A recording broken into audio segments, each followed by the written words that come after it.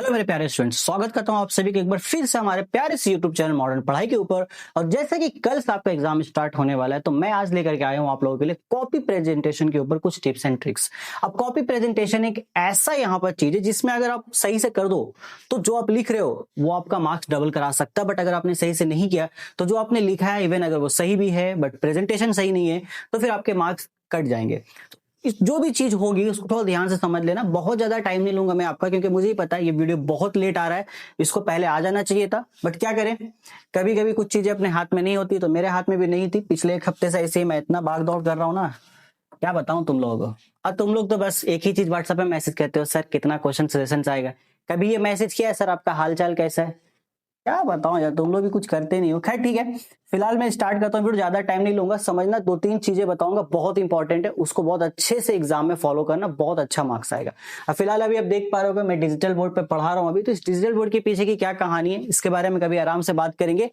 लग कैसा रहा है वो बताना कमेंट में, अच्छा लग रहा है, कितना अच्छा लग रहा है वो बताना, खराब लगने का तो सवाल हो ही नहीं सकता है। हाँ ठीक है, आ जाओ इधर देखो। ओके, तो इसमें होता क्या है कॉपी प्रेजेंटेशन में, सबसे पहली बात हम अगले स्लाइड पे चलते हैं। आप पहले ये समझना बच्चों लोग, ये जो पहला होता है ना, पहला पेज, इस पे बहुत कंफ्यूजन होता है सबको। वैसे जो वहां पे एग्जामिनर्स होते हैं वो आपको गाइड करेंगे, लेकिन जो नॉन बंगाली स्टूडेंट है ना, उनके लिए प्रॉब्लम है कि भाई उनको बंगाली समझ में आएगी नहीं, और वहां पे जो इन्विजिलेटर है आपका एग्जाम हॉल में, वो बंगाली में ही आपको इंस्ट्रक्शन क्लियर करता है। तो यहाँ पे क्या है, ये एक पहला पेज आपके पास होता है, हालांकि बहुत ब्लर है, मुझे सही मिल नहीं पाया पेज। तो ये कुछ होगा, आपको इसमें नॉर्मल एक रोल नंबर अपना फिट करना है। ओके, देन रोल नंबर आपको रहेगा, आपके एडमिट कार्ड अच्छे से लेके जाइएगा। अब वो आपके लिए बहुत मस्ट है, अगर एडमिट कार्ड आपके पास नहीं है तो फिर दिक्कत होगी। एडमिट कार्ड लेके जाना है आपको, एंड एडमिट कार्ड के साथ अपना पेन लेके चले जाइएगा। सब क्या लेके जाना वो भी नोट कर लो, अननेसेसरी कुछ भी लेके मत जाना। पेन में आप ब्लू और ब्लैक लेके जाना, रेड पेन की आपको जरूरत है नहीं। पानी का बोतल आप लेके जाना, ट्रांसपेरेंट होना चाहिए, मतलब एकदम आर पार दिखना चाहिए। इवन जो आप कार्डबोर्ड लेके जाओगे अपना, जिसमें आपको लिखना है, जिसपे आप यूज करोगे सहारा लेने के लिए एग्जाम राइटिंग में, वो भी ट्रांसपेरेंट लेके जाना। उसमें जरा से भी कुछ नहीं होना चाहिए, ना ही एक स्टिकर भी नहीं होना चाहिए। ये सारे इंस्ट्रक्शंस वैसे आपके एडमिट कार्ड के पीछे लिखे होंगे, बट मैं फिर ही बता रहा हूँ, मत गलती करना, अदरवाइज एग्जाम हॉल के बाहर आपको फिर भागना पड़ेगा चीजों को एक्सचेंज करने के लिए। ओके, अब जैसे ही आप एग्जाम हॉल में चले जाओगे अंदर, तो इस तरह का आपको जो पेपर मिल जाएगा। ये पहला पेज होता है जिसमें आपका ऊपर सब्जेक्ट डिटेल सब रहेगा। यहाँ रोल नंबर पहले फिल कीजिएगा, सब सारा डिटेल आपको देख के फिल करना है। एट द एंड ना, लास्ट में आना, पेज के बॉटम पे यहाँ पे बहुत सारे सिग्नेचर्स के मार्क होते हैं। आपको सिर्फ एक कॉलम देखना है, वहां पे लिखा होगा अटेंडी सिग्नेचर करके, ऐसा लिखा रहता है, या फिर स्टूडेंट सिग्नेचर। वो हर बार ना वर्ड को चेंज करते हैं, अटेंडी कर देते हैं। अटेंडी मतलब जो अटेंड कर रहा है आपका एग्जाम में, तो वहां पे आपको अपना सिग्नेचर देना है। बाकी सब जगह को आप खाली छोड़ दोगे, वो आपके किसी काम का नहीं है।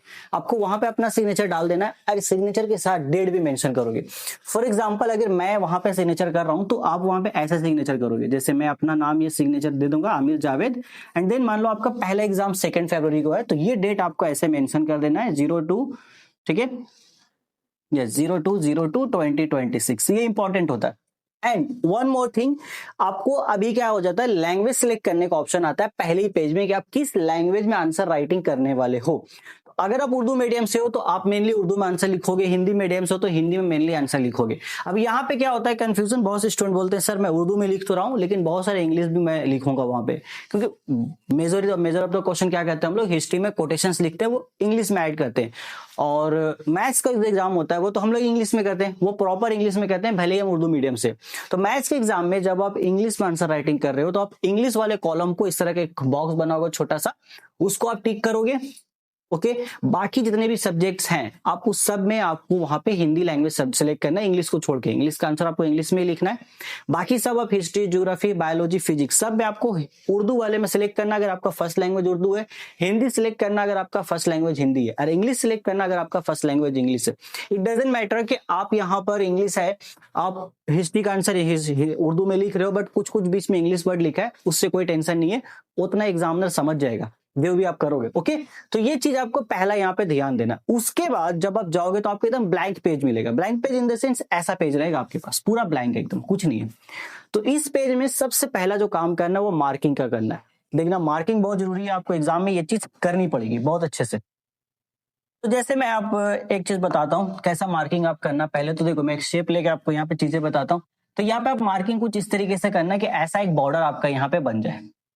चारों तरफ से आपको कर लेना। टॉप एंड बॉटम में ज्यादा मार्जिन नहीं देनी, थोड़ा सा देना, लेफ्ट एंड राइट में मार्जिन अच्छे से दे देना। ये आपको किस में करना है, तो ये आपको मेनली सारे सब्जेक्ट्स में करना है, मैथ्स को छोड़ करके। मैथ्स का थोड़ा सा अलग है, ये आपको किस में करना है, सब में करना, all subject except math.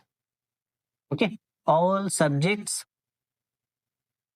All subjects, बस मैथ्स को छोड़ देना।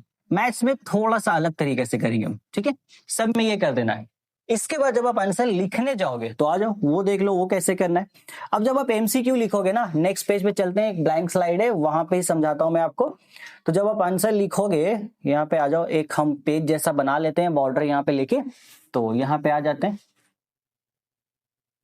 इसका कलर चेंज कर देंगे, रुक जाओ, व्हाइट कलर का लेते हैं हम लोग। तब ये आपके पास मान लो पेज है, चलो ठीक है, पेज है अपने पास। तो इस पेज में हमें यहाँ पर अब आंसर राइटिंग करनी है। तो आप पहले ये डिसाइड करना भाई आपको कौन सा ग्रुप पहले लिखना है। जो भी ग्रुप आप लिख रहे हो, मेक श्योर कि आप वहां पे हेडिंग लगा रहे हो ग्रुप करके। अगर आपने ग्रुप ए पहले सेलेक्ट किया है, जो आपका MCQ and fill in the blanks का होगा, तो आप ग्रुप ए यहाँ पे हेडिंग दोगे। ये पहला इंपॉर्टेंट काम है। फिर आप एमसीक्यू जब राइटिंग कर रहे हो तो आप ग्रुप ए कर दिया। अब देखना ग्रुप ए के अंदर एक क्वेश्चन मार्क होगा 1, वो 1 नंबर क्वेश्चन है, वो आपने हेडिंग लगा दिया। देन इसके नीचे आप आ जाओ, अब यहां से आपका नंबरिंग शुरू होता है एमसीक्यू का।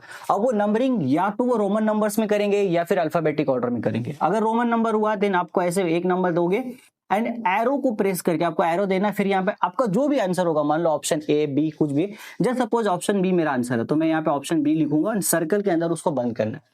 इतना कर देने से आपका आंसर हो जाता है, आपको ज्यादा दिक्कत नहीं देनी, क्योंकि वो मेनली क्या बोलते हैं, pick out the correct option, जो सही ऑप्शन है वो लिखो। वो ये नहीं बोलते कभी कि पूरा जो ऑप्शन है वो पूरा ही लिखना है आपको। बट आपको लगता है आपके पास टाइम ज्यादा है, तो ऑप्शन बी में मान लो जो भी आंसर होगा, मान लो जैसे मेरे पास भाई कोई भी आंसर है, तो जैसे रिस्पॉन्स, तो वो मैं पूरा ऑप्शन लिख सकता हूँ। अदरवाइज जो ऑप्शन में आंसर वो नहीं लिखोगे, जो ऑप्शन नंबर लिख दोगे बी सी डी, आपका आंसर कंसिडर हो जाएगा। बट ये चीज बायोलॉजी में मत करना। बायोलॉजी में एक चीज देखना, उसमें लिखा रहता है कि भाई आंसर आपको ना पूरा सेंटेंस में बताना है। ये थोड़ा सा दिक्कत की बात है, क्योंकि बायोलॉजी में पता नहीं क्यों बट उनका एक्स्ट्रा डिमांड है। तो जो भी क्वेश्चन होगा, आप जब जैसे आंसर लिखोगे बायोलॉजी में, मान लो 2 नंबर में लिख रहा हूं, मैं लिखता हूं भाई 2 का सी ऑप्शन मेरे पास। अब इसमें सी में मान लो कुछ ऐसा क्वेश्चन था कि ट्रॉपिक मूवमेंट कहाँ होता है, इस तरह का कुछ क्वेश्चन है। तो अब जो भी क्वेश्चन होगा ना, ऐसे आप पूरा लिखना, ट्रॉपिक मूवमेंट्स हैपेंस इन, ठीक है, इस तरीके से लिखना, ट्रॉपिक मूवमेंट्स हैपेंस इन, इस तरीके से। एंड इसके बाद ये तो आपका सवाल में होगा, ये क्वेश्चन पूरा उतार देना, फिर जो आंसर होगा उसको यहाँ पे फिल कर देना। ये बायोलॉजी में थोड़ा सा टाइम टेकन है, तो बायोलॉजी में अच्छे से प्रैक्टिस करना। और इस प्रैक्टिस के लिए मैं ऑलरेडी आपको मॉक टेस्ट दे चुका हूँ, वो मॉक टेस्ट आई होप आप सभी ने कंप्लीट कर लिया होगा। जिन लोगों ने भी मेरे साथ शेयर किया है सबको फीडबैक जा चुका है, जो नहीं किए कर देना, बहुत इंपॉर्टेंट है। कल ही आपका एग्जाम से एक दिन पहले ये मॉक टेस्ट जरूर देना, बहुत इंपॉर्टेंट होगा आपके लिए। चलो, तो ये हमने ग्रुप ए वाला पार्ट क्लियर किया जो आपको इंपॉर्टेंट समझना था। अब इसके बाद हम चलते हैं ग्रुप बी के ऊपर। ओके, चलो, अब जहां पे आपके ग्रुप कंप्लीट हो जाता है ना, वहां पे एक ऐसा लाइन देना, मान लो ग्रुप ए यहां तक मेरा कंप्लीट हुआ, मैंने एक लाइन दे दिया, काम खत्म।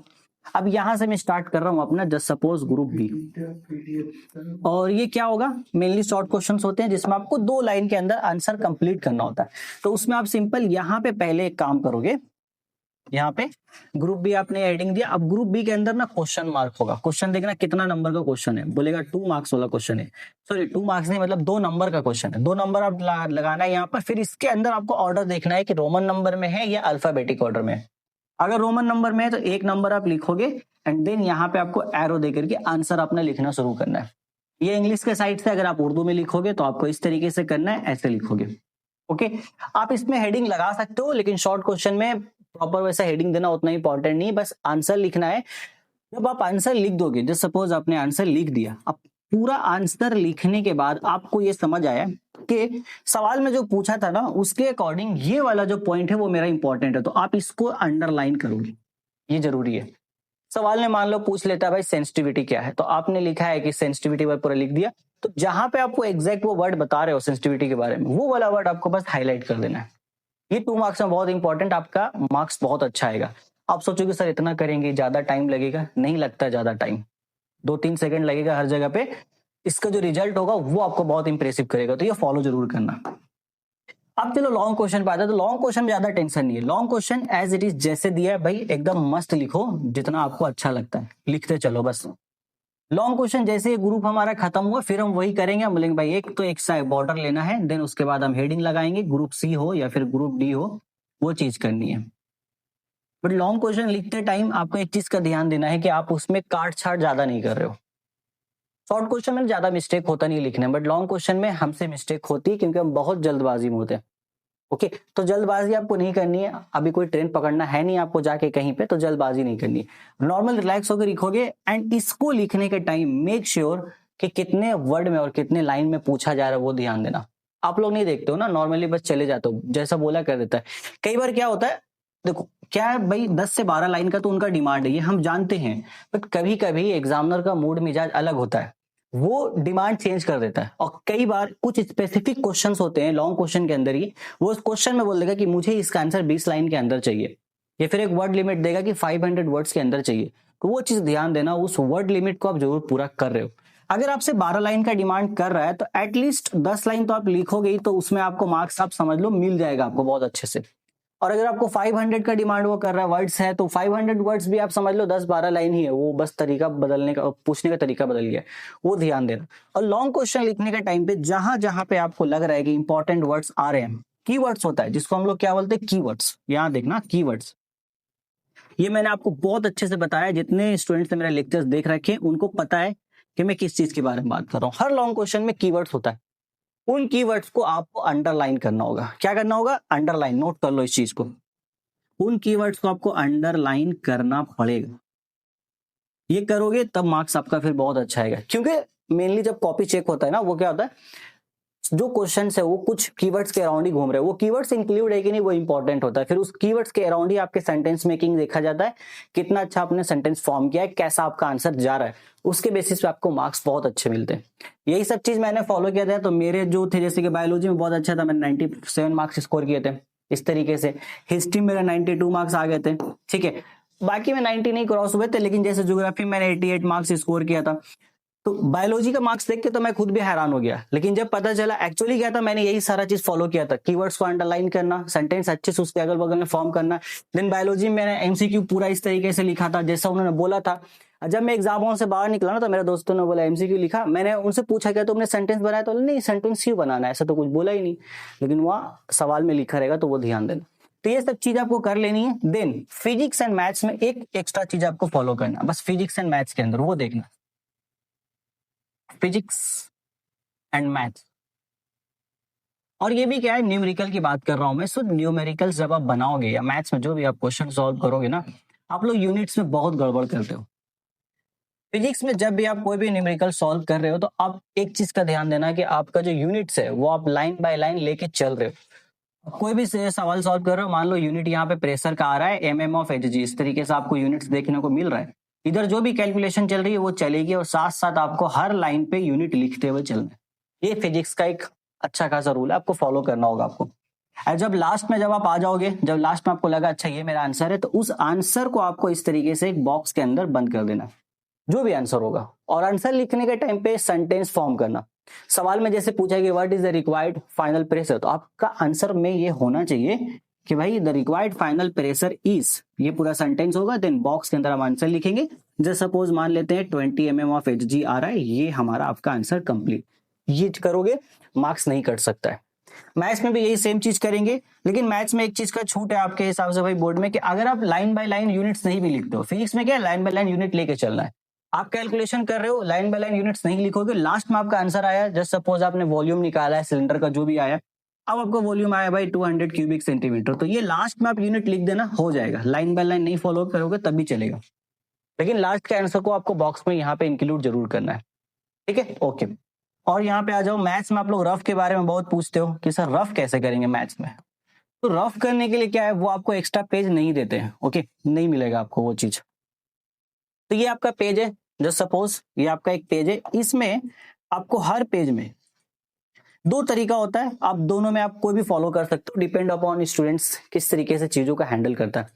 मैंने क्या किया था, एक लास्ट पेज होता है एकदम, जो आपका आंसर एकदम देखना लास्ट पेज, तो उस लास्ट पेज पे आपको हेडिंग लगा देना है इस तरीके से, रफ, ROUGH, रफ करके ये आप लगा देना, ओके। और इस पे आप सारा रफ कर सकते हो, ये हो जाएगा। या फिर दूसरा तरीका ये है कि भाई एक लूज शीट ले लो, एक्स्ट्रा शीट ले लो, बहुत आसान होता है ये। एक्स्ट्रा शीट ले लो और उस एक्स्ट्रा शीट में आप बस हेडिंग लगा दो रफ, और उसमें सिर्फ और सिर्फ आपको रफ ही करना है और कुछ नहीं करना है। इससे क्या होगा, आप जब भी कोई क्वेश्चन बनाओगे तो सामने वो पेज आपके पास रहेगा कैलकुलेशन करने के लिए। और एक चीज ध्यान रखना, ये सीट जो भी आप एक्स्ट्रा सीट ले रहे हो जिसमें रफ कर रहे हो, इसको अटैच जरूर कर देना अपने आंसर के साथ। ये रफ कैलकुलेशन इंपॉर्टेंट है, देखा जाता है कि स्टूडेंट ने कैसे कैलकुलेशन किया है, क्या प्रोसेस वगैरह, बहुत इंपॉर्टेंट है। ओके चलो, तो इतना ही है, इससे ज्यादा कुछ नहीं है। बाकी सारे सब्जेक्ट जैसे कि आपका जो रीजनल लैंग्वेज, आपको जो फर्स्ट लैंग्वेज, उसमें तो आप ऑलरेडी हैंडल कर लोगे, उसमें कोई दिक्कत नहीं। इंग्लिश में वो आपको दिया जाता है, जितना जगह है आपको उसके अंदर ही करना होगा, बट समहाउ राइटिंग स्किल में अगर आप ज्यादा वर्ड लिख रहे हो या आपकी हैंडराइटिंग ऐसी है कि उतना कम जगह में नहीं फिक्स हो रहा है, देन बेझिझक वहां पे लूज शीट मांगना। लूज शीट के अंदर उस चीज को वहां पे प्रॉपरली मेंशन करना होगा आपको कि भाई मैंने इस क्वेश्चन, इस ग्रुप का इस क्वेश्चन नंबर को यहाँ पे लिखा है। और अगर आप लूज शीट ले रहे हो किसी क्वेश्चन को करने के लिए, तो एग्जाम में क्या होता है, कभी कभी ऐसा सवाल आता है, आपने 4 लाइन लिख लिया ऑलरेडी, कोई राइटिंग स्किल लिख लिया, लिख लिया आपने, कोई लेटर था लिख लिया, अब आपको दिमाग में आ रहा है मेरा तो पूरा नहीं होगा इस पेज में, मुझे लूज शीट चाहिए, तो आपने ले लिया। अब वहां क्वेश्चन आता है, क्या जहां तक मैंने किया था उसको छोड़ के आगे लिखे या शुरू से लिखे? इसका सिंपल आंसर आपको स्टार्ट से लिखना पड़ेगा, आप वहां नहीं छोड़ पाओगे। ऐसा इसलिए है ना, क्योंकि जिस पेज में आपने वो चीज लिखा है, आप उसके बाद वो पेज अटैच नहीं कर पाओगे जो आपने लूज शीट लिया है। ये एक प्रॉब्लम वाली चीज है। तो पहले देख लेना कि इतना जो लिमिटेड जगह है उसमें मेरा कंप्लीट होगा या नहीं होगा। नहीं होता है, पहले लूज शीट ले लेना और राइटिंग स्किल इंग्लिश का सेपरेट करना अलग से। सो आई होप यार आपको चीजें समझ में आ गई होंगी। इतना ही चीज आपको फॉलो करना है अच्छे से, क्योंकि प्रिपरेशन आपकी बहुत अच्छी से है, वो मुझे पता है। सबका मैंने फॉलोअप ले ही लिया, जितने भी स्टूडेंट्स हैं यहाँ पर। ओके तो प्रिपरेशन आपकी बहुत अच्छी सी है। अब आपको बस इतना चाहिए कि इस प्रिपरेशन को बहुत अच्छे से प्रेजेंट करना है, और उसी का मैंने तरीका आपको बताया है। ये प्रेजेंटेशन आपको फॉलो करना होगा अच्छे से। तो जाओ मस्त एग्जाम दो, फिर मिलते हैं एग्जाम के बाद, बहुत हार्ड पार्टी करेंगे। तब तक take care, till then good bye and all the very very best for a board exams. Okay.